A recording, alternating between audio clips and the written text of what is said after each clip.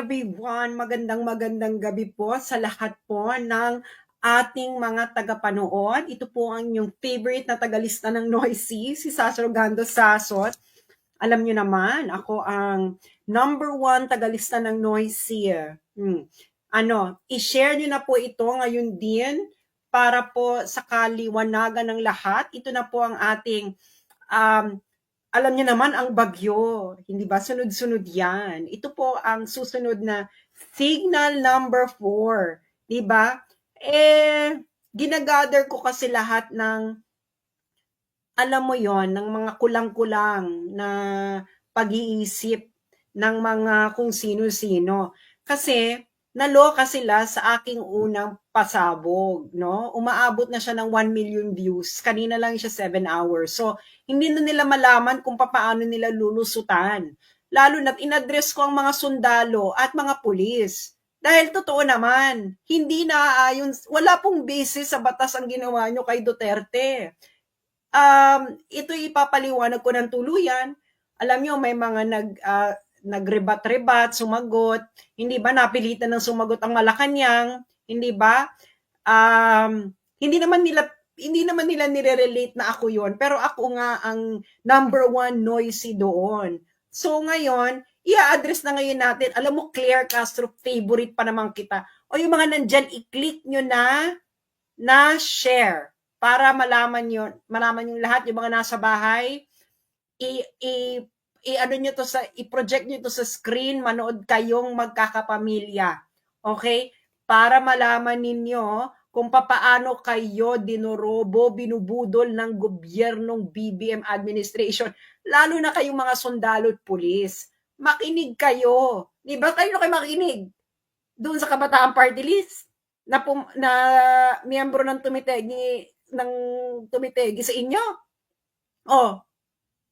So, i-share nyo ngayon to sa mga kakilala nyong kasundaluhan, kakilala nyong lahat, yung mga nagti-TikTok, mga nag-YouTuber, huwag na kayo humingi sa akin ng permission. Wala pong copyright ang aking mga pinagsasabi dito. If you feel value in it, share it, share. Okay. Ano na tayo? Todo na tayo. Okay. So ngayon, napilitang sumagot ang Malacanang. Nag-viral yung video ko, mag-1 million na. Mag-1 million na. Ito ang sagot ng Malacanang. Okay. Ipoproject natin ang sinabi ng aking favorite na si Claire Castro. Favorite ko pa naman to si Claire Castro. Ay nako Claire Castro, favorite kita. You're my spirit animal. Okay. Ito ang sabi ni Claire Castro. Okay, hindi niya ina-address ako. Pero ako nga yung nagba-viral na ito na mali nga yung pag-serve. Sabi ni Claire Castro, nare-report ng GMA News, fake news naman ito. Ipapaliwanag ko unti-unti. Okay, sabi ni Claire Castro, former President Rodrigo Duterte will have to face a local court in the Netherlands before being brought to the International Criminal Court, Palace Press Officer Undersecretary Attorney Claire. Bakit daw dadalhin daw muna sa local court sa Netherlands? Sabi daw, para daw ma-determine ng Dutch court kung tama ang pag-aresto sa Pilipinas. Claire Castro, kung hindi ka ba naman 1/2, 1/4, 1/8 ang iyong pag-uutak, saan ka nakakita na yung foreign court, Dutch court, foreign court, i-assess kung yung ginawa ng authority sa ibang bansa ay tama o proper? Saan mong konsepto to hinugot, madam? Saang tadyang IQ mo hinugot? Beshi, walang ganong konsepto. Absolutely not. Nakikita niyo na? Niloloko na kayo, GMA News. Kayo naman nagpapaloko kayo. Bakit kayo nagpapaloko, GMA News? Akala ko ba ayaw nyo ng fake news? Saan kayo nakakita ng ganon? Walang ganon. Saan kayo magre-relay? Magre-relay kayo dun sa ICC statute. Ang ICC statute, para yung constitution ng ICC, yun ang sinusunod nilang procedure. Meron bang ganyang procedure sa ICC statute na yung Dutch court mag-a-assess pa kung proper yung pag-aresto doon sa tao sa ibang bansa? Walang ganon, Claire Castro. Ipapakita ko sa inyo, mga kababayan, kayo mga pulis at sundalo, makinig kayo dahil binubobo kayo, ginagago kayo, ginagamit kayo ng mga bangag na to at nagpapagamit naman kayo. Hindi ba? Paano nyo may papaliwanag sa mga anak nyo yan? Sa pamilya nyo? Sa future generation ng mga Pilipino? Na ang isang dating presidente ng Pilipinas, dati yung commander-in-chief, hinugot ninyo ng ganun-ganun na lang at inilabas ng bansa. At mali pa ang procedure. Diba? Granting. Sa ginagawa ko to, I am thinking na tama sila na may jurisdiction ang ICC sa Pilipinas. So kahit may jurisdiction yung ICC Pilipinas, mali ang ginawa ninyo. Kaya i-share ninyo ito sa mga sundali ninyong kabarkada, kakilala, kapamilya. Dahil malaking kaengotan ito, pambubudol sa mga sundalo at pulis. Nagpabudol naman kayo. At yung mga anti-Duterte diyang lawyer, makinig kayo dahil ililibing ko na lahat ng legal hallucination ninyo sa mga tadyang na mga bababa ninyong IQ. Oh, makinig kayo ha. Makinig kayo. Okay. Tama ba ang sinabi ni Claire Castro na ipaprocess pa raw ng Dutch court at i-assist ng Dutch court tama ang pag-aresto? Isa itong 100% legal hallucination na I hope na because of old age, Claire Castro, at hindi dahil sa kakasinghot. Ito ang ICC statute. Doon lang tayo sa facts, no? Doon lang tayo sa facts. ICC statute. Okay. Ito ang ICC statute. Papalakihan ko para makita ninyo, ha? Yan. Okay? Rome Statute of the International Criminal Court. Ngayon, pupunta ngayon tayo sa Article 59. Ito ngayon ang gumulantang sa kanila. Kita nyo yan. Article 59, Arrest Proceedings in the Custodial State. Anong ibig sabihin ng custodial state? Ang custodial state po, ito po ang umaresto. Okay? Doesn't matter kung member state ka ng ICC or whatever. Kung ikaw ang umaresto, in effect mo ang warrant ng ICC, you are the custodial state. Kaya yung Kabataan Party List dyan, kayong mga sundalo at mga pulis, makikinig kayo dun sa Kabataan Party List? Ha? Makinig kayo. Doon kayo makinig sa tumitegis sa mga katulad ninyo. Oh, sabi nila, hindi daw custodial state ang Pilipinas. O ano ang Pilipinas? Ano ang standing ng Pilipinas? Kayong Kabataang Party List na miyembro ng isang teroristang grupo declared as a terrorist by EU, US at iba pang Western countries, even ng UN. Huwag niyo sasabihin sa akin hindi kayo member ng CPP, NPA, NDF. Tumira ako ng Netherlands for a decade. Alam ko ang headquarters ninyo sa Utrecht at alam na ng mga Pilipino sa Netherlands kung sino member ng CPP, NPA, NDF. Isa kayo doon, Kabataang Party List. Kahit pag ikot-ikutin ninyo ang mundo, hindi nyo ako maloloko. Okay? Article 59, Arrest Proceeding in the Custodial State. Custodial State ang nag-aresto. Pilipinas. Okay? Pupunta ngayon tayo. Page 41. These are all available online. Bakit ba feeling ninyo, maluloko ninyo ang mga Pilipino? Ha? Ibig sabihin, yan lang ang gusto nyong gawin. Lokohin ninyo ang mga Pilipino. Okay, Article 59. Okay. Dito muna tayo, batas muna tayo, ha? Saka tayo mag-application. Batas. Arrest proceedings in the custodial state. Okay. Sabi dyan, a state party which has received a request for provisional arrest or for arrest and surrender shall immediately take steps to arrest the person in question in accordance with its laws and provisions of Part 9. Deadmahin na muna natin yung Part 9.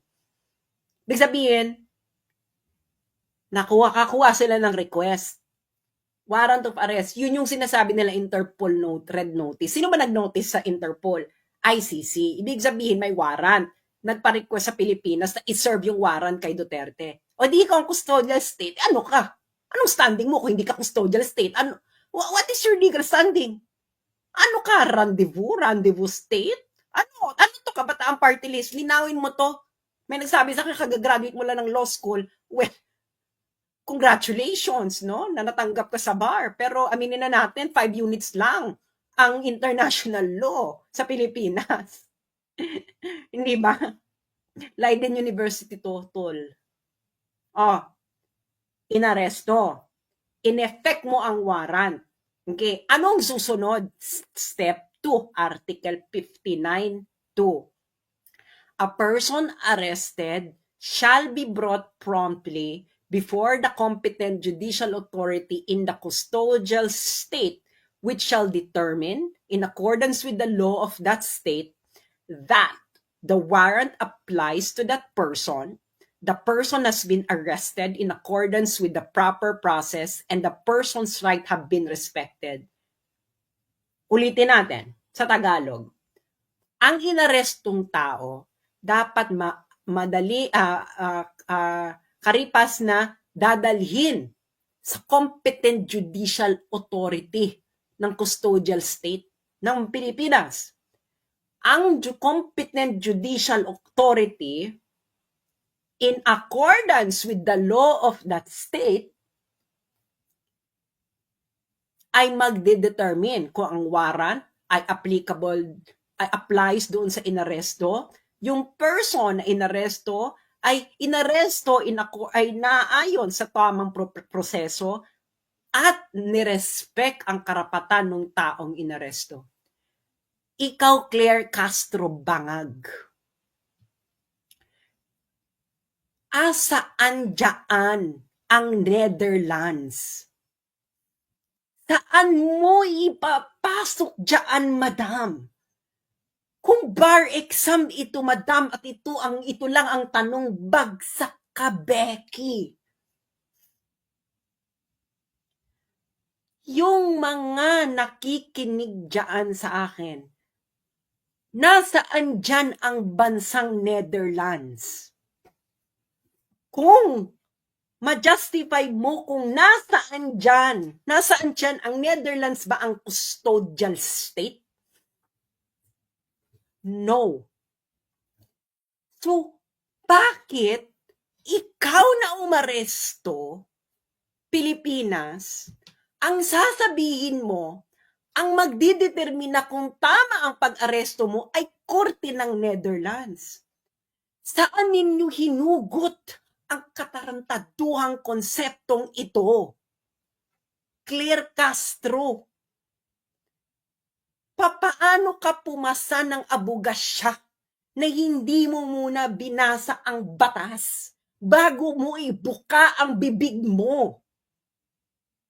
Kung gaano mo binuka ang bibig mo, gaanon kakitid ang utak mo. Sino ka, madam?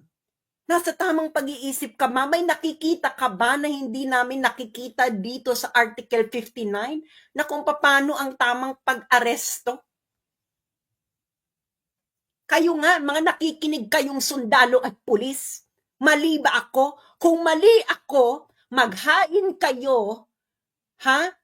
Maghain kayo, mga sundalo at pulis. Maghain kayo. Okay? I don't know. Mag-ano kayo dyan? Military court. Maghain kayo. Tapos pauwiin nyo ko at sabihin ninyo na mali ako at ginagago kayo mga sundalo at pulis at i-firing squad nyo ako kung mali ako. Pero kung ako ay tama, anong ginawa sa inyo?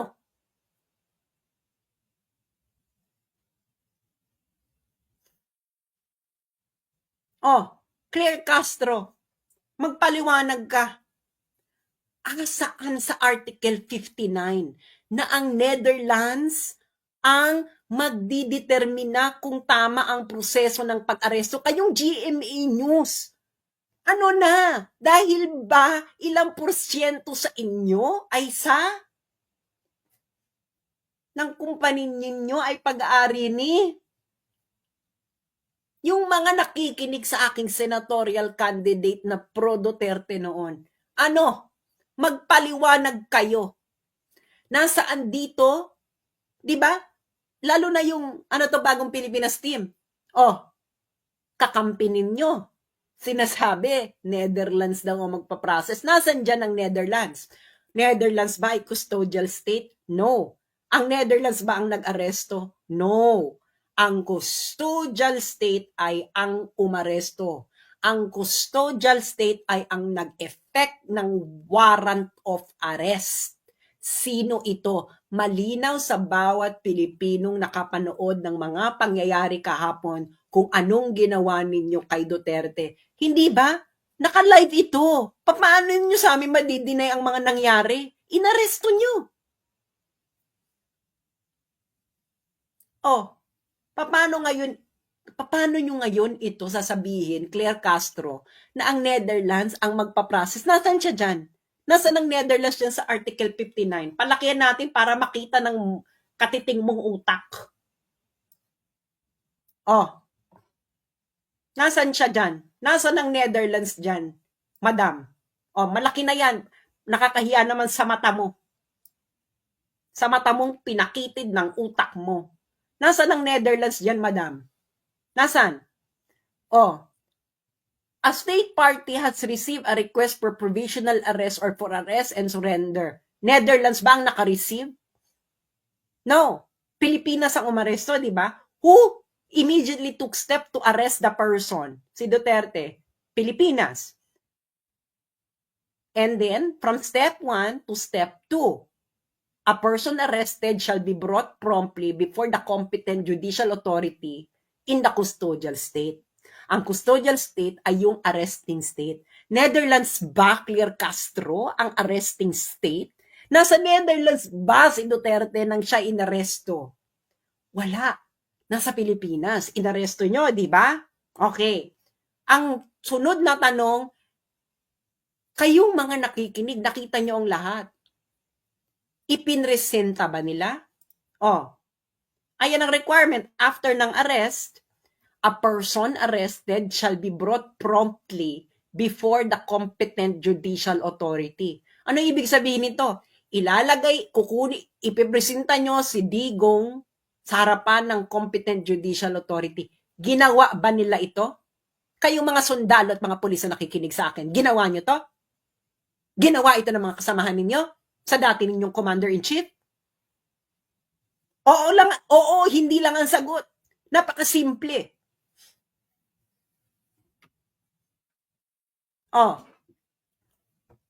Oo o hindi. Na pagkatapos arestuhin si Duterte, ay ipinresinta si Duterte sa harapan ng competent judicial authority ng Pilipinas. Oo o hindi? Yung mga sundalo at mga pulis na nakikinig sa akin. Oo, hindi. Hindi. Nakita namin ang lahat ng nangyari, huwag kayo magmamang-maangan. Ginawa ba ito? Ginawa ba ito ng competent judicial authority? Pagkatapos ninyong iharap si Duterte, in-examine ba ng competent judicial authority pagkatapos siyang arestuhin na ang warrant ay nag-a-apply kay Duterte na nasa tamang proseso ang pag-aresto at ang karapatan ng inaresto nyo ay respected? In accordance with the law of that state. Claire Castro, in accordance with the law of the state that arrested. Paano mo sasabihin na yung Netherlands ang mag-a-assess? Ano yun yung Netherlands? Gagamitin niya yung sarili niyang batas para i-assess kung tama yung pag-aresto sa Pilipinas? Baliw! Kung bar example, ito lang ang question, bagsak ka na. Hindi ka naging abogado ngayon. Okay. Step 2 yun. Step 3. Nahiharap mo na sa competent judicial authority. Step 3. The person shall have the right to apply to the competent authority in the custodial state for interim release pending surrender. Yung competent authority dito, yung competent judicial authority yan. Okay? Hindi mo nga hinarap sa competent judicial authority. So, ginawa ba ito mga kababayan? Binigyan ba nila ng karapatan si Duterte na mag-apply sa competent authority? Paano mo nga gagawin? Hindi mo nga hinarap sa competent judicial authority. Sa ano nang gagawin niyan dito? Kailangan niyang interim release. Okay? Pending surrender. Pwede siya, karapatan niya yan. Karapatan niya ng mga akusado sa ICC. Ginawa ninyo? Napanood nyo lahat? Ginawa niya? Ginawa nila? Ginawa ng BBM administration? Simple lang sagot dito, oo, hindi. Procedure to Ang procedure, checklist lang yan. Yes or no lang ang sagot dyan. Yan ang yes or no. Kayo sa mga kongreso. Yan ang tamang yes or no lang ang sagot. Yung procedure. Kung procedural question. Okay. After nyan, i-review ng competent judicial authority. Ano i-review niya? Okay? I-review niya kung pwedeng bigyan ng interim release. Ngayon, yung ICC ino-notify na may request for interim release yung akusado. At yung ICC magbibigay ng recommendation kung pwede ba or hindi. Recommendation lang. Ngayon yung korte ang huling magde-decide. Okay. Sabi sa step 6, if the person is granted interim release, ibig sabihin, yung korte ng arresting state, yung Pilipinas, kung nag-grant nila, yung ICC, yung pre-trial chamber ng ICC, ay magre-request ng periodic reports ng status ng interim release. Okay. Once ordered to be surrendered, step 7, once ordered by the custodial state, the person shall be delivered to the court. The court here is the ICC as soon as possible. Okay. So, ang nangyari sa'yo, kay Duterte, step 1, arrest, biglang nag-jump sa step 7. Tama ba yon? Mga sundalo at kapulisan, tama ba yon?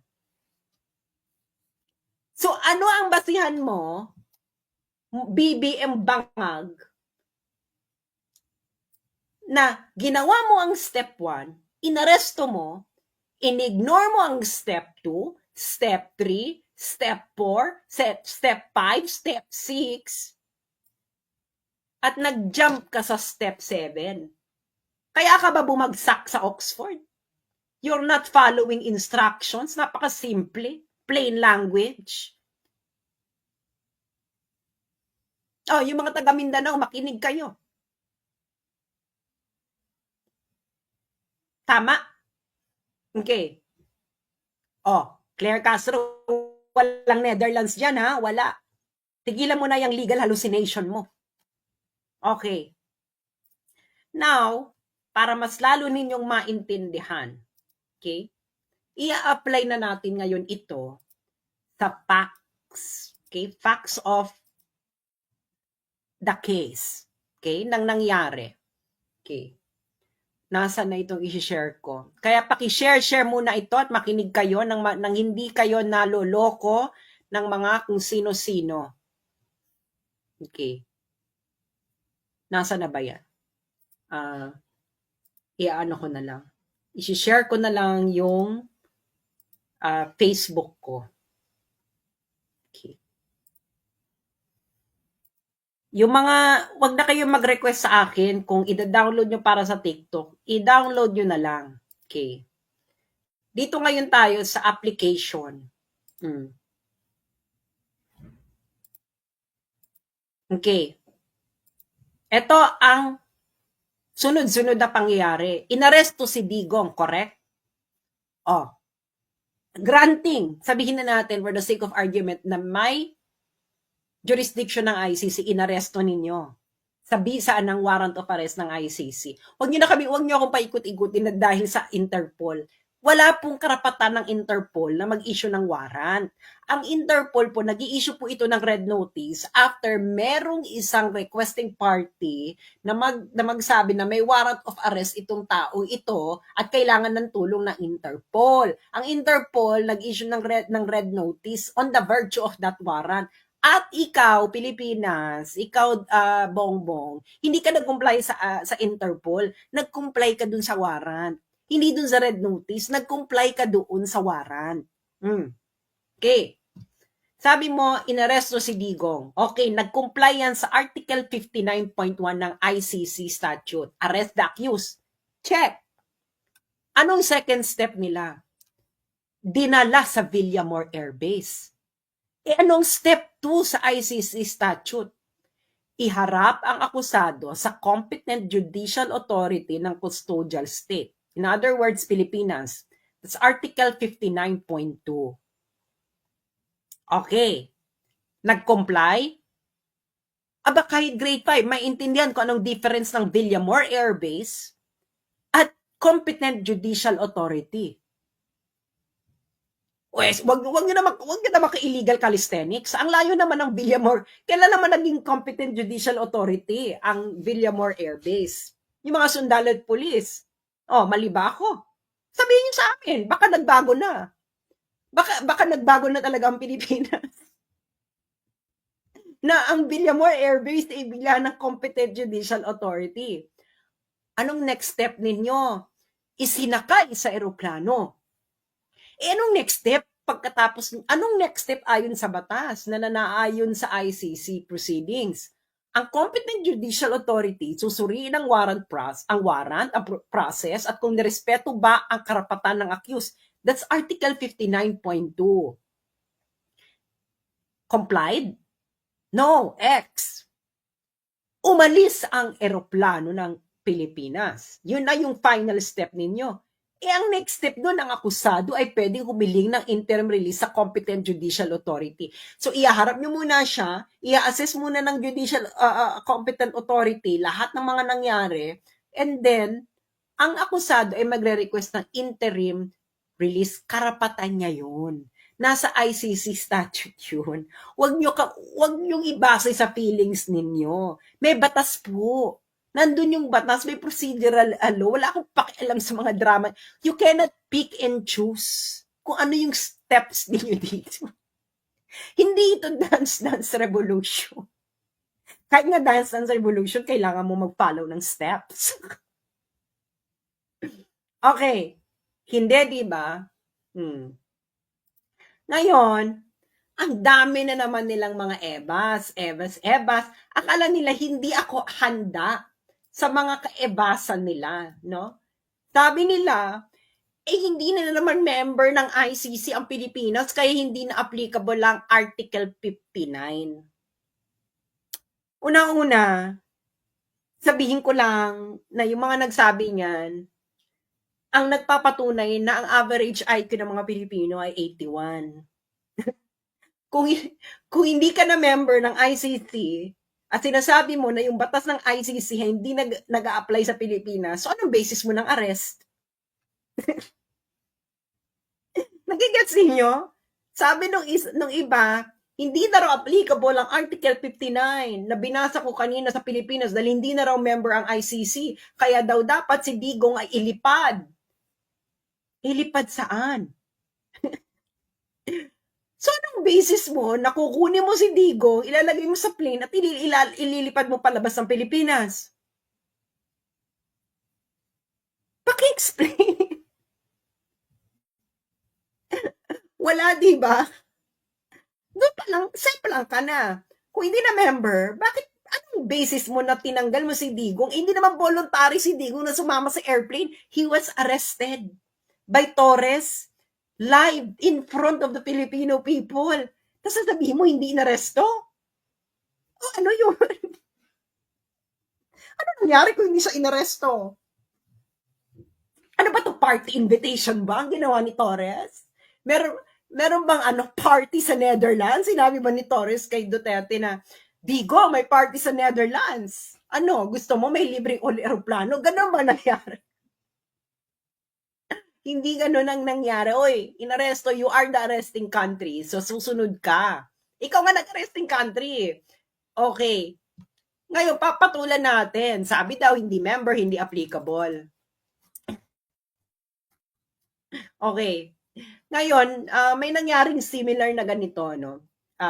Pinaliwanag ng ICC itong Article 59 kung ano ang responsibilidad ng arresting state, kung saan inaresto yung tao. Papakita ko sa inyo yung jurisprudence. Sa jurisprudence na tayo ngayon, mga law din.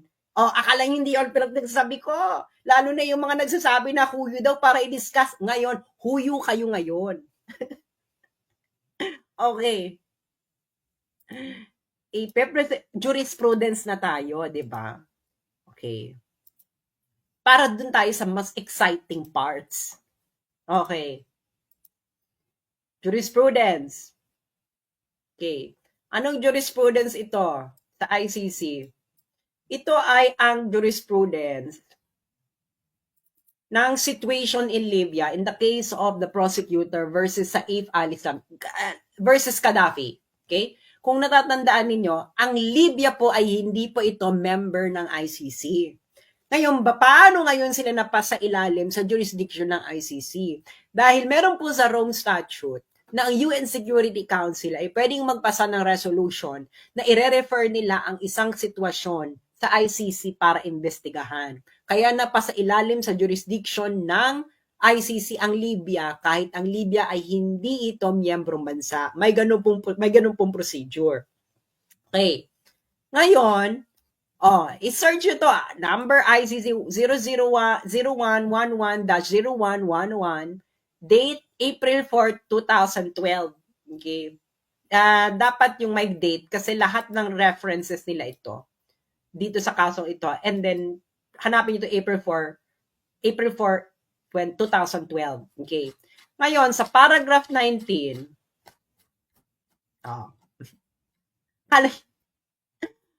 Nako Lord, never underestimate your enemy. Okay. Paragraph number 19. Okay. The chamber, ito yung pre-trial chamber ng ICC, recalls Libya's obligation to surrender Mr. Gaddafi to the court as of the day the warrant of arrest against Mr. Gaddafi was notified to the Libyan authorities. The chamber further notes that despite the chamber's request in its March 7, 2012 decision, the government of Libya has not informed the chamber hitherto of its decision to grant the surrender request. Okay? Absent any justification for postponing the execution of the surrender request, the government of Libya must therefore make its decision to grant the surrender request, afford Mr. Gaddafi the procedure described in Article 59 of the statute, which necessarily follows from arresting a person pursuant to a surrender request. And 3, start making arrangements in preparation for the surrender Mr. Gaddafi to the court without further ado. Ano yung sinabi? Afford Mr. Gaddafi the procedure in Article 59 of the statute, which necessarily follows from arresting a person pursuant to a surrender request. Anong ibig sabihin yan? Ikaw na umarestong bansa, kailangan mong i-effect ang lahat ng nasa Article 59.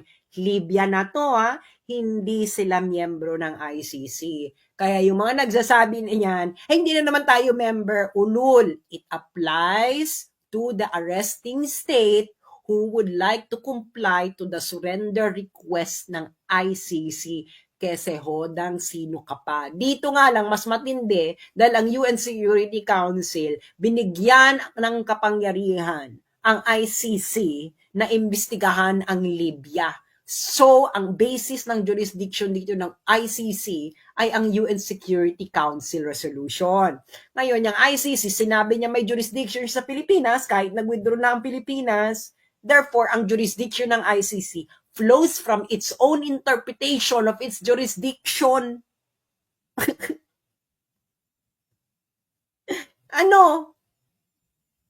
Libya ito, Libya. Nakikita nyo, kailangan daw si Mr. Gaddafi ay ibigay lahat ng procedure described in Article 59. Ano yung Article 59? Uulitin ko mga sundalo at mga pulis. Okay? Na nakikinig sa akin. Kung gusto nyong magpaloko pa sa gobyernong ito, gawin ninyo, pero may mga taong matagal nang gising. Ito ang procedures ng Article 59. Arrest the accused. Article 59.2, iharap ang akusado sa competent judicial authority ng custodial state. Ang competent judicial authority susuriin ang warat, process at kung nirespeto ba ang karapatan ng accused. At ang pinakahuli, ang akusado ay pwedeng humiling ng interim release sa competent judicial authority. All these processes will happen where? Hindi sa Netherlands, Claire Castro. Sa territory ng arresting state. Ikaw na naman, Claire Castro, legal hallucination. Pati yung mga law din na iba. Legal hallucination. Plain language. Hindi ka po pwedeng mag-legal calisthenics kung plain language ang batas. Magli-legal calisthenics ka lang kung may ambiguity. Hindi ba? Actually, hindi rin. Yung mga law school, bago kayo magturo na international law, ituro nyo muna ang BCLT, ang Vienna Convention on the Law of Treaty Interpretation. Dahil bago kayo magbasa ng international law, which are treaties, dapat alam nila kung paano magbasa ng treaty, which is based on another treaty, which is the BCLT. Naalala ko dati is kong friend, no, law student. Buti nakapasa siya ng bar. Congratulations, girl. Tinatanong niya ako sa UCLOS. Ang tinanong ko kasi nga, subject daw sa international law subject nila, 5 units lang naman yun. Tinanong ko siya, tinuro ba sa inyo muna yung BCLT? Tinanong ako nung friend ko at magandang eskwelahan to ng law. Sabi niya, hindi. Sabi ko, paano ka mag-i-interpret ng treaty kung hindi mo muna pag-aaralan yung BCLT? Foundational yun. Naiyak yun yung kalidad ng mga to. Pag tinanong mo, hindi alam ang BCLT, Bex, wala na yan. That's actually, BCLT was discussed during my first day ng international law class ko sa Leiden University. No kidding, first day. Because you cannot proceed with understanding international law without understanding first BCLT. Okay, di ba? Hindi nyo sinunod. Ano sinusunod nyong batas? Di ba? So ngayon, okay. Ngayon meron namang umeksena. Alam niyo naman maraming eksena. Handa na nga ako sa lahat ng eksena. So, pero ipapakita ko yung eksena. May nag-report lang naman sa akin ng may umeksena. Okay. Hindi na, wag niyo siyang bebenggahin Pero kasi siya yung nag-report ng eksena. Okay. Share natin. Tayo naman, handa ako, Day. Hindi ako sumusulong sa isang okay, ito yung nireport niya. Sabi niya, merong same case si Jean-Pierre Bemba, 2008, transferred din siya sa Netherlands by Belgium authorities without judicial review. Wala daw judicial review si Jean-Pierre Bemba. Okay. Bibigyan ko kayo ng background kay Jean-Pierre Bemba. Si Jean-Pierre Bemba ay Congolese authority. Paano na rin siya napasakop sa jurisdiction ng ICC, UN Security Council resolution din. Yan kay Bemba. Okay. UN Security Council resolution ba yan kay Bemba? I-fact check nyo ako. Okay. Now, ngayon, asa na ba ito, ko ni Bemba? Okay, ngayon, itong mga to, wala daw judicial review yung kay Bemba. Inarrest kasi si Bemba nasa Belgium. Si Belgium, inaresto siya. Sabi dito na nag-comment, siguro napulot niya sa mga nagre-rebat sa akin, wala daw judicial review. Kaya, nag-proceed daw nag-proceed daw ang case because ICC daw prioritized justice over procedural technicalities. Kaya siya nag-proceed kasi nga wala lahat ng procedural technicalities sinunod ng Belgium. Bibigyan ko sa ng evidence. Hanapin ko, ha. Alam ko, hello? Nag-aral ako international law. Saan ba ako nag-aral ng international law? Sa The Hague. Ay, nako. Hanapin ko to kay Bemba. Bemba. Para makita nyo, ano lang tayo, facts. Diba? Doon lang tayo sa facts. Huwag tayo sa mga legal hallucination. Diba? Bakit naman kasi kayo magli-legal hallucinate? May jurisprudence. May batas. So, bakit kailangan ng legal calisthenics? Kailangan magpo-proceed ko muna ng what is the letter of the law and then jurisprudence. Ngayon, if these two don't suffice, then ka na mag-legal calisthenics, siya ka na mag-creative interpretation of the law. Otherwise, matatalo yung kliyente mo, be. Tanungin niyo sa mga abogado. Pag yung abogado niyo nagki-creative interpretation, talo ka. Malaking chance mo matatalo ka unless yung creative interpretation niya talaga very plausible. Okay? Okay. Kay Bemba ngayon tayo. Bemba. Okay. Si Bemba, wala daw judicial review. Kailangan nating sampalin ng katotohanan tong mga taong ito, no? Dahil pinagluloko nila ang mga Pilipino. Simple. Pinagluloko ninyo ang mga Pilipino. Pinagloko ninyo ang mga sundalo, niloko ninyo mga sundalo, niloko yung mga police. You let them arrest their former commander-in-chief, beloved president of a lot of Filipinos, the first president from Mindanao, nang hindi naayon sa batas. Okay. Kay Bemba ngayon tayo. Bemba. Okay. That's Article 59, compliance. Okay. Dito ngayon tayo kay, asa na si Bemba et al. Nakakaloka yung pangalan ni Bemba, no? Bemba et al. Okay. Asa ka na, Bemba? Asa na? Okay. Decisions. Article 59. Okay. Wala daw judicial review. Wala daw judicial review kay Bemba. Ano yun? So, ang premise nila, inaresto lang sa Belgium, inilipad kagad sa Netherlands. Hindi na raw sinunod ang mga step by step. Hindi ba? Step by step. Okay. Okay. May step by step yung kay Bemba. Hanapin ko lang yung decision dito kay Bemba. Nag-enjoy ba kayo? Nag-enjoy ba kayo sa Sonic Boom? Ano? May rebuttal pa ba? Kung may rebuttal pa, handa ako, be. Diyos mío, Santísima Trinidad. Ano ba to?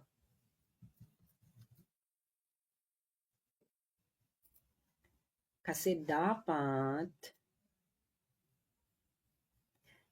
eto. Kasi French kasi, punyet.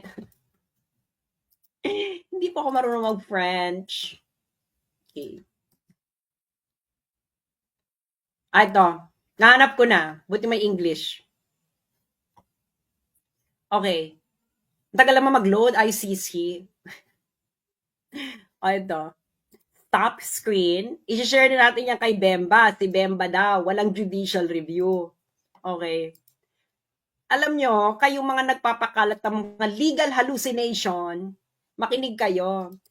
Okay. Ang nakikita nyo ngayon, ito ay ICC 01-05-0108, June 23, 2008. Situation in the Central African Republic, the prosecutor versus Bemba Gombo. Okay. Ano to? Tungkol saan to? Recommendations to the Chamber French. Wag na tayo Chamber de blah, blah, blah, Brussels Court of Appeal, pursuant to Article 59 of the Rome Statute. Ano ibig sabihin nito, friends? Ito yung mga gustong maghanap, ha? Ayan, ito ang hanapin ninyo. Yan. ICC 01-05-0108, June 23, 2008. Yung mga abogado, makinig kayo. Ano to? Okay? Saan galing ito? Saan, anong pagdidesisyon nila? Recommendation nila doon sa Belgian Court, sa Brussels Court of Appeal. Brussels Court of Appeal na ba? Bakit ngayon sila nag-recommend sa Brussels Court of Appeal? Kasi nga may judicial review, mga best. Hindi ba sinabi ko na sa inyo, may step? Ano yung isang step? Ipapakita ko ba yung step? Ipapakita ko yung step para yung mga yung may legal hallucination, okay? Para yung may legal hallucination, para maka-follow. Para naman maka-follow yung mga nagli-legal hallucination, di ba? Mamaya ka na ta. So pakita ko ng step to dun sa Article 59. Anong step 'yan? Okay, step. Okay. Anong step yang pinakita ko kaninang desisyon? Okay, Article 59. Papakita ko sa inyo ha, anong step yan. Bago kasi kayo magdadadada, pag-aralan nyo muna yung buong history ng kaso, ng nire-refer ninyo. Nalako, alam ko, dahil pinag-aralan na nga namin ito sa Netherlands, sa Leiden University, mga Beck. At ang isa sa mga professors ko sa international law ay isang defense lawyer sa International Criminal Court. Ano ba?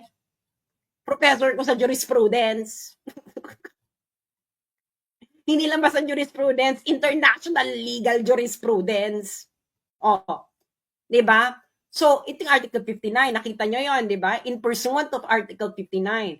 So, step 1, inarrest mo ng Belgium kasi nga may warrant of arrest. Check, nag-comply ang Belgium. Ano ang next step?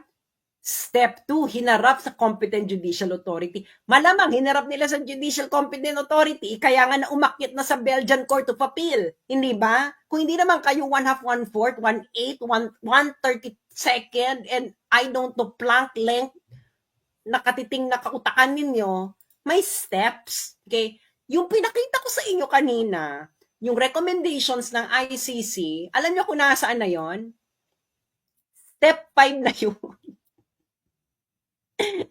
Ayan o. The pre-trial chamber shall be notified of any request of interim release and shall make recommendations to the competent authority in the custodial state. Yung pinakita ko sa inyo, step 5 na yun. Si Bemba na sinasabi niyong walang judicial review, mga Bex, nasa Belgium siya noong nangyayari ito kasi nga nagko-comply yung Belgium, the arresting state, sa Article 59. Kaya walang technicalities at chuchuchu. Yung mga sinasabi niyong technicalities in criminal law, procedural justice is important. Dahil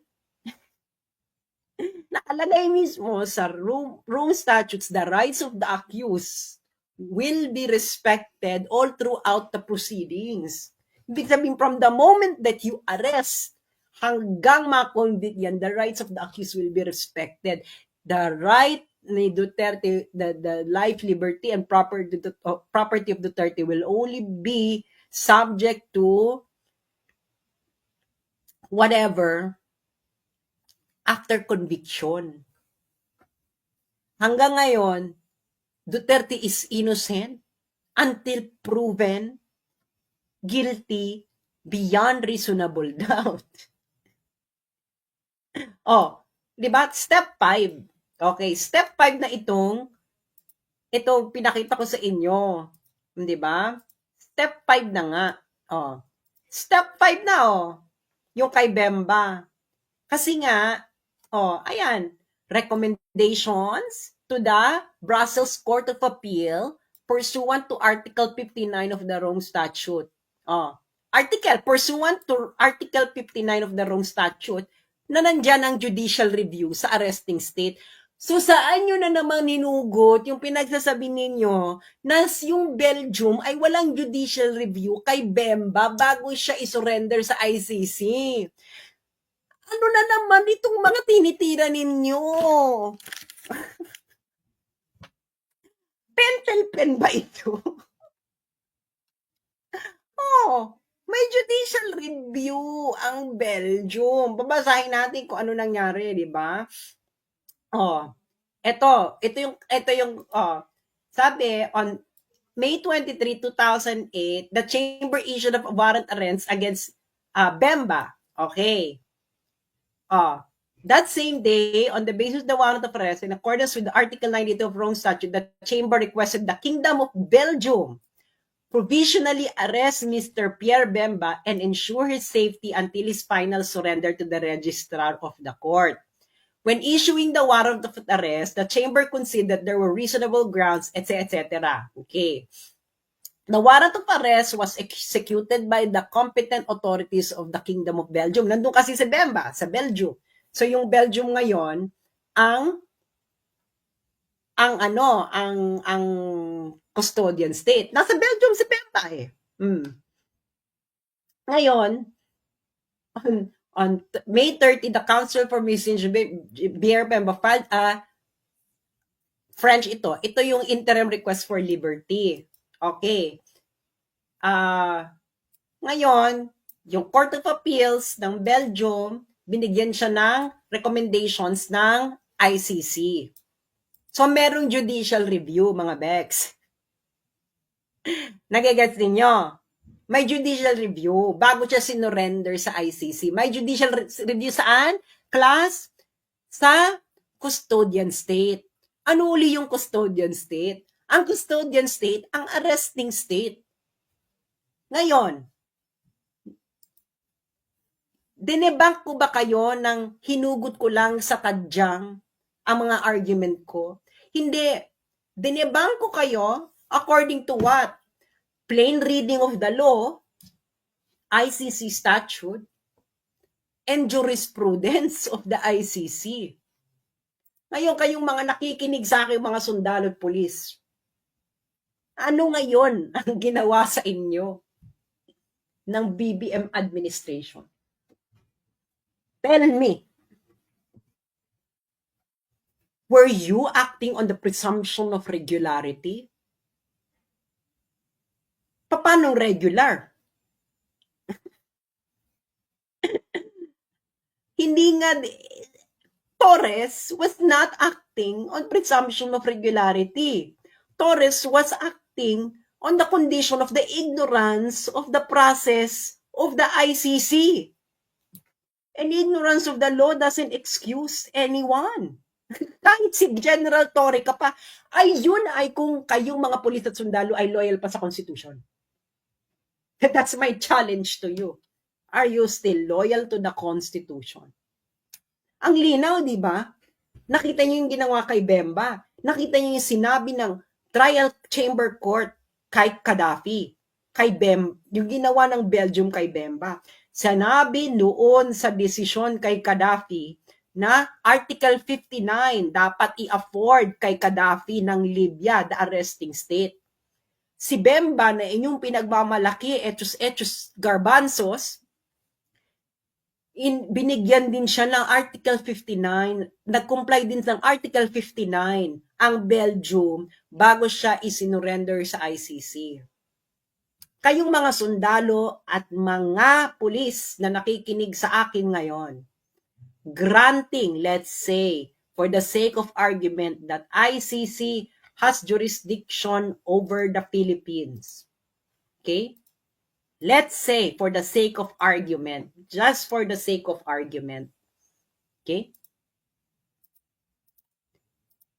Ginawa ba sa pag-aresto sa former commander-in-chief? Ha? Hindi ito ginawa kay Erap.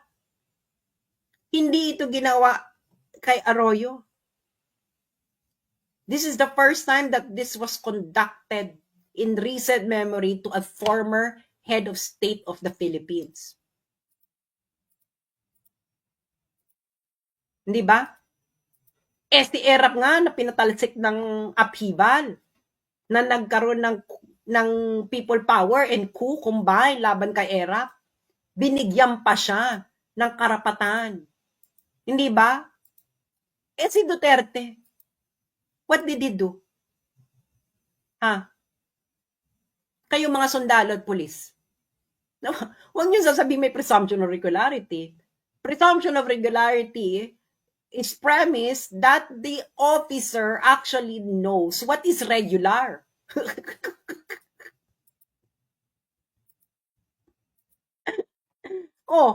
Hindi nga alam ni Tory ang batas. So, paano may presumption of regularity? May ignorance of the law si Torres, hindi ba? So, ngayon, anong basis ninyo kayong mga sundalo? Paiyak-iyak pang iba. Ngayon, alam nyo na mali ang ginawa ninyo. Anong gagawin ninyo? Tatanga-tangahan na lang tayo. Hindi kayo magagalit? Hindi kayo nyo ko-questionin? Ano to? Ano na lang natin? Charge to experience? A former head of state, you took from the Philippines, isinakay nyo na eroplano, pinadala nyo sa ibang bansa. Ano yun? Ano procedure? Ano procedure ang sinusunod ninyo? Kanino kayo makikinig? Doon sa Akbayan? Ay sa Kabataan Party List? Saka doon sa, Conti ba yun? Yung lawyer ng Makabayan Block? Hindi ba yung mga tumitegi sa inyo? Alam mo, natatawa ako, no? Dahil I really find it ridiculous that the people who swore loyalty to the constitutions is not protecting the constitution. Ay, nako. Buhay. Kayo na ang may kasalanan niyan. Hindi ba? Ngayon, isasampal uli natin ang nangyari, no? Ipoproject natin ang nangyari sa mga nakikinig sa ating sundalo at pulis. Okay? Para mahimasmasa naman kayo sa ginawa sa inyong pangdorobo ng gobyernong ito. Wala na tong ginawa matino kundi mandorobo ng tao. Inaresto nyo si Digong, correct? Check. Inaresto nyo siya on what basis? Warrant ng ICC. Otherwise, ano basis? Anong basis kung ba't nyo siya inaresto? Nag-comply ba ito sa procedure? Okay, check. Granting na may jurisdiction ng ICC. Check ang Article 59.1. Anong next step? Anong next step ng ginawa ninyo? Inilagak nyo sa Villamor Air Base. Step 2 sa ICC arrest proceedings. Iharap ang akusado sa competent judicial authority ng custodial state. Ito ay Pilipinas. Article 59.2. Ang sabi ni Claire Castro, ang step 2 daw sa Netherlands, sa local court sa Netherlands. Hindi po ganon. Dahil hindi naman po ang Netherlands ang arreste. Hindi po Netherlands ang nag-effect ng warrant or nag-request to surrender a suspect. Pilipinas po, kayo yon, yung mga sundalong nandun, yung mga pulis. Dinala niya sa Villamor Air Base. Kailan po ba naging competent judicial authority ang Villamor Air Base? Baka sa bagong Pilipinas, ang kasama na ang Villamor Air Base sa competent judicial authority. Yung mga taga Mindanao dyan, makinig kayo. And the next step nyo is sinakay sa eroplano. Hindi na kayo nag-comply sa Article 59.2 pati doon sa dapat gagawin sa Article 59.2, dapat yung competent judicial authority susuriin ang warrant, process ng pag-aresto at kung nirespeto ba ang karapatan ng accused. Kasi sinakay nyo nga sa eroplano eh. Si Torre ba ay competent judicial authority? No, arresting officer. Dapat ang ginawa ni General Torre, hinuli niya, ipinresenta niya sa harapan ng hukuman. Dahil yun ang nakalagay sa arrest proceedings ng ICC. Ngayon, kung hindi mo ginawa yan, anong basihan mo ng ginawa mo? Oh, anong basihan nyo ng ginawa ninyo? Mamili kayo, ICC Statute, Philippine Constitution, Rules of Court of the Philippines. Which one? Para mahimay natin kung nagko-comply. Which one ba? ICC Statute, Philippine Constitution, Rules of Court ng Pilipinas. Which one nag-comply? Nakita nyo na hindi nag-comply ng ICC statute. X lahat. Philippine Constitution, nag-comply ba? Hindi ka nga po pwedeng dumiretso muna sa Philippine Constitution kasi sabi niya may jurisdiction ng ICC. So ngayon, the rules of the ICC in arresting a suspect of a proceeding in the ICC is going to part of the domestic law of the Philippines. So, ang umiiral na batas ngayon, kung sinasabi nyo ang Pilipinas ay under jurisdiction ng ICC, then it is the Article 59 is in operation sa Pilipinas. Ngayon, po pwede nyo naman sabihin, hindi operational ang Article 59. Kung hindi operational ang Article 59, ano yung basis ninyo ng arrest? Article 59, arrest of the accused, ginawa ninyo. Sabi nyo, Article 59, hindi ito applicable. Bakit applicable ang Article 59.1? Pero yung ibang items sa Article 59 hindi applicable? Ano yan? Select and choose. Tapos na to, choose your own adventure? Ano bang ginawa niyo sa ano? Ano bang ginawa niyo sa Malacanang? Ganito ba? Ganito, bulag-bulag point. Ay, Article 59.1 lang. Ganun ba yan? Ganyan bang ginawa ninyo? Tapos yung mga sundalo at mga pulis naman, ginawa niyong tonta. Pinapunta ninyo doon, kunwari, compliant. Kukunin niyo yung tao, Pilipino, tatanggalin niyo ng Pilipinas. Isa sa kanyang aeroplano, tatanggalin niyo ng Pilipinas. Si Tebes nga, may red notice. Nasa East Timor lang, napakalit ng bansa ng East Timor. Yung East Timor, maliit talaga siyang bansa.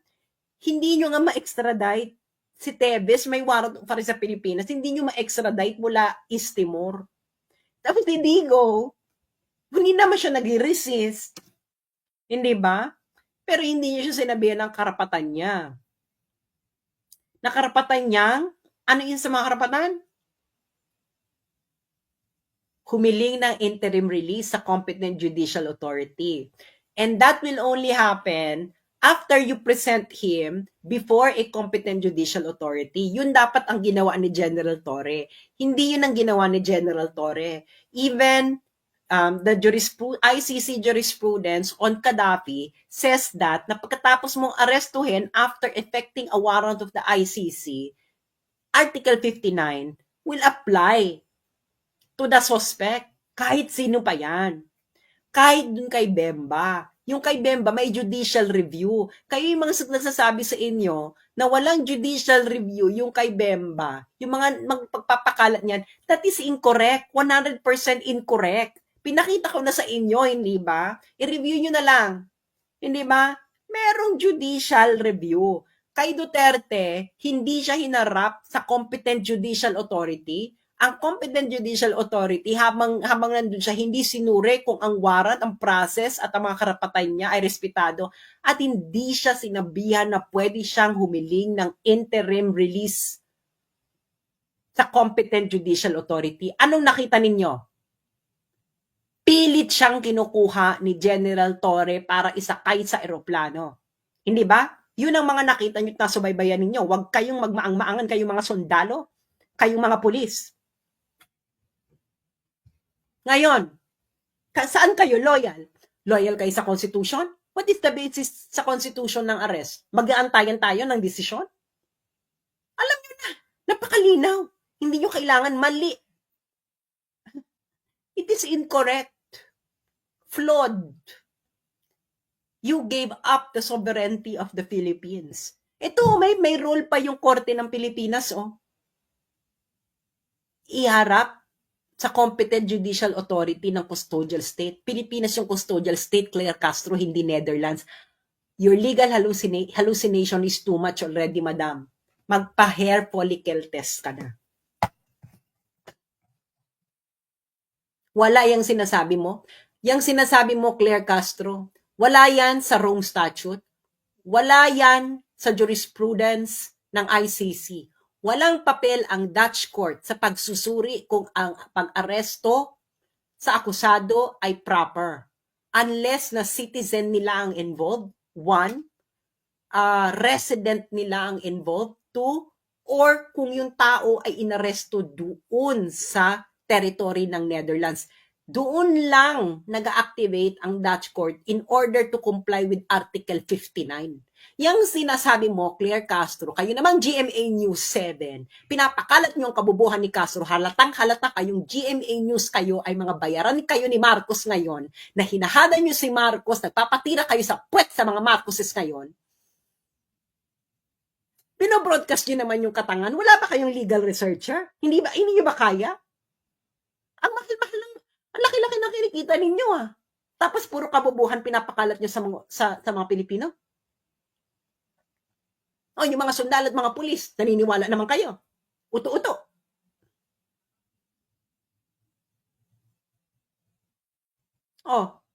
Nasaan ang papel ng Netherlands? Wala. It's not in the jurisprudence of the ICC. It's not in the Rome Statute. So saan hinugot ito ni Claire Castro? Saang dako ng kanto ng namamagamong Kepias hinugot yung legal hallucination mo, Claire Castro? It's not in the Rome Statute. It's not in any jurisprudence of the ICC. Not even in the Philippine Constitution. Not in the rules of court of the Philippines. Not in the jurisprudence of the Philippines. May papel pa ang korte ng Pilipinas sa mga nangyayari. Anong ginawa ni General Torre following whose order na i-disregard ang korte? Sagutin niya yung mga sundalo at pulis. Ano ang basis ni General Torre para i-disregard ang korte na may papel pa ayon sa Article 59 ng Rome Statute? Ayoko ng yes or no dito. Give us your most talented reply. Tingnan natin kung may basehan yan. Kailangan meron tong jurisprudence na yung Article 59 pwedeng i-disregard. Hanapin nyo na kailangan i-disregard ito, pero nakita nyo na, di ba? Doon sa kasos ni Gaddafi, anong sabi ng pre-trial chamber? Uulitin natin para makita to ng mga sundalo kung anong ginawang kabubuhan ng gobyernong ito. Diyos mio, Santissima Trinidad. Okay.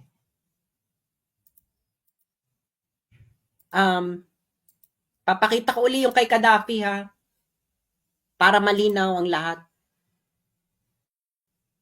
Ito ba yung kay Gaddafi? Ito yung kay Gaddafi. Jurisprudence to ng ICC. Pre-trial Chamber 1, ICC 01110111 April 4, 2012. Pupunta ka ng paragraph 19. Anong sabi?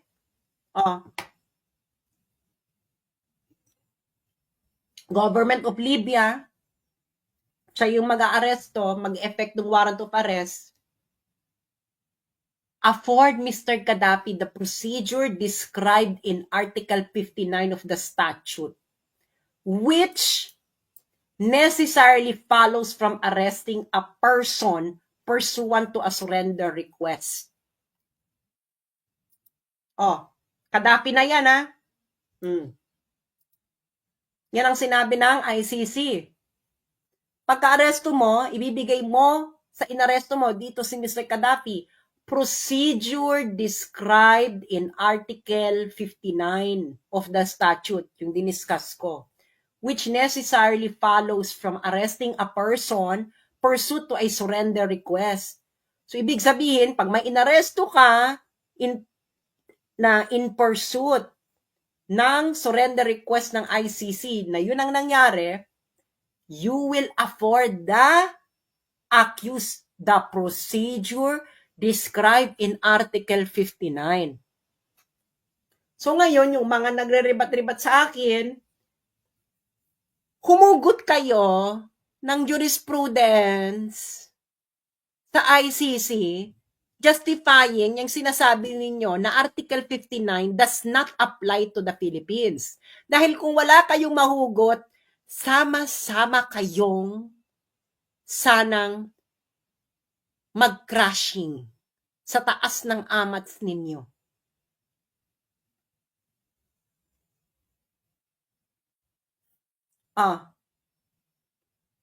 Do you know the implication of this one?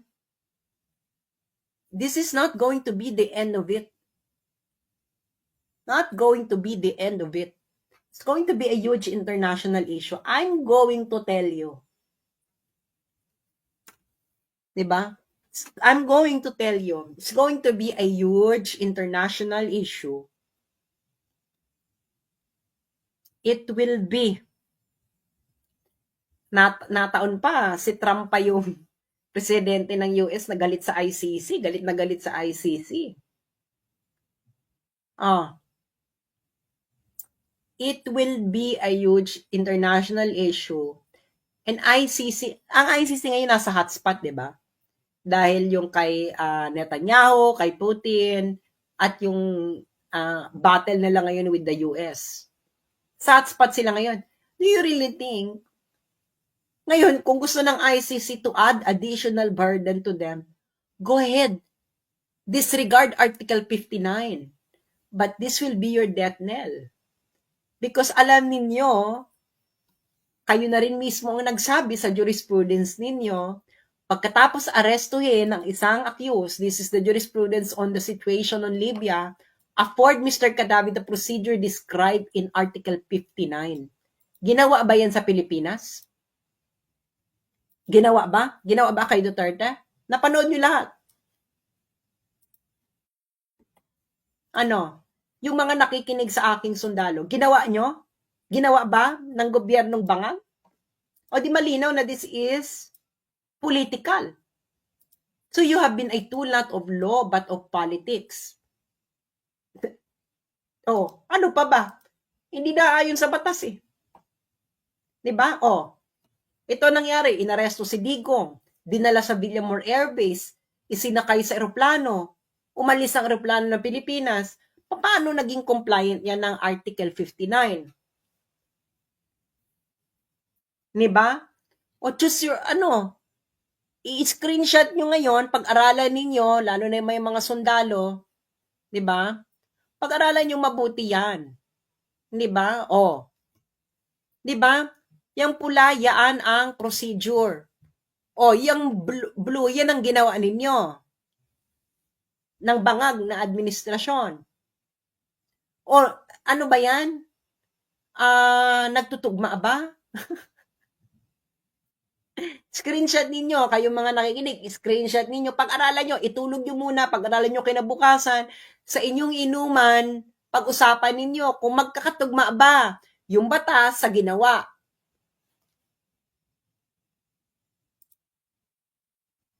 Hindi ba? So ngayon, na sonic boom na. Meron pa ba? Meron pa bang i-rebat? Diyos ko naman, kung magbibigay naman sila ng argument, magbigay ng jurisprudence para ma-check natin yung jurisprudence. Nag-umpisa ako sa plain reading of the law. And then pinalaliman ko. Nagtungo ako sa jurisprudence mismo. Ano ba kayo feeling? Kayo mga nag-rebat, feelings. Based on feelings, motherhood statements. Diyan naman kayo magagaling. Dapat ganun ang procedure. Ganun ang procedure ng batas, mga friends. First, the text of the law. Then, jurisprudence. Saka na kayong mag-legal calisthenics.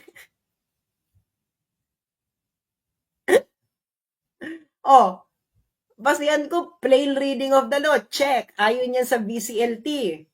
O jurisprudence, ayon yan sa BCLT. Ngayon, hindi ko na to i-explain, no, kung ano yung BCLT. Yung mga nakikinig na lang sa akin, lawyer, kung hindi nyo alam ang BCLT, bakit kayo nagsasalita tungkol sa international law? Oh, plain language. Check. Ayon yan sa BCLT, reading of a treaty. Ang statute kasi, treaty yan. Check. Oh, jurisprudence. Check. Anong role ng jurisprudence sa international law? Subsidiary ito. Basahin niyo yung ICJ. Sources of international law. Okay? Yang mga judicial decision, their subsidiary interpretation of a treaty. Pero ang una-una mong parate, okay, na pagbabasihan, the treaty itself. Ngayon, kung hindi malinaw yung treaty, you will consult other sources of international law which includes jurisprudence. Hindi ka po pwede ditong mag-jump kagad sa feelings. Hindi ito quadcom. Oh, Socratic method, di ba? What is the text of the law? Yun ang unang tanong. Ganyan sa law school namin. Di ba, what is the text of the law? Oh, explain. Di ba, IRAC, di ba? Alam nyo, yung mga law student, alam nyo yung IRAC. Kung hindi nyo alam ang IRAC, Diyos ko na baka ibang law school kayo. Di ba, issue, rule, application, conclusion. Oh, saan yung application? Rule is the text of the law. Application, saan ka ngayon magre-rely ng application? Sa jurisprudence. Saka ka ngayon magre-reach ng C, conclusion. Actually, conclusion and critic yun sa amin eh. Oh, may issue. Issue Article 59 of ICC statute. Was it complied by the BBM administration? Oh, from issue, you go to R, rule.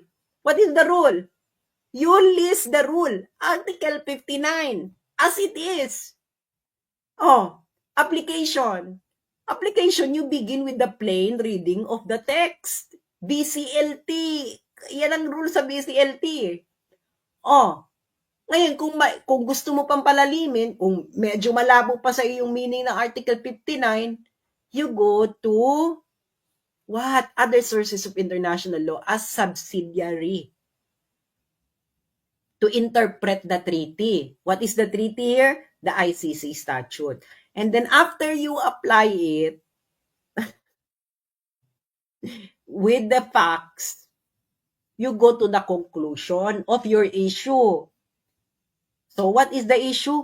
Was Article 59 complied with by the BBM administration? Let the debate begin. Malinaw ang facts. Pinresenta ko ang facts. Pinresenta ko ang plain language of the law. Wala pa akong feelings, ha? Well, meron akong sarcasm, pero wala pa akong feelings. Pinresenta ko ang plain language of the law. Nagpresenta ako ng jurisprudence. I presented the facts, the law, the treaty itself, and the jurisprudence. And the facts ng pagkakaaresto and the law do not jive. So if the law and the facts don't jive, was Article 59 complied with? I-review nyo na lang uli ito. Maraming salamat sa mga nakinig. I-share nyo ito, pagdebatihan ninyo ito. Kayong mga sundalo at mga pulis, mag-usap-usap kayo. Niloko kayo ng BBM administration. Ginamit kayo sa politika. Shameless. A Marcos will always be a Marcos. Malaki natin itong kasalanan. Maraming salamat po sa inyong lahat. And this is not the end of it. This will go international. Binabalaan ko na kayo, DFA. This will go international. I'm telling you. You'll never see the end of this. This is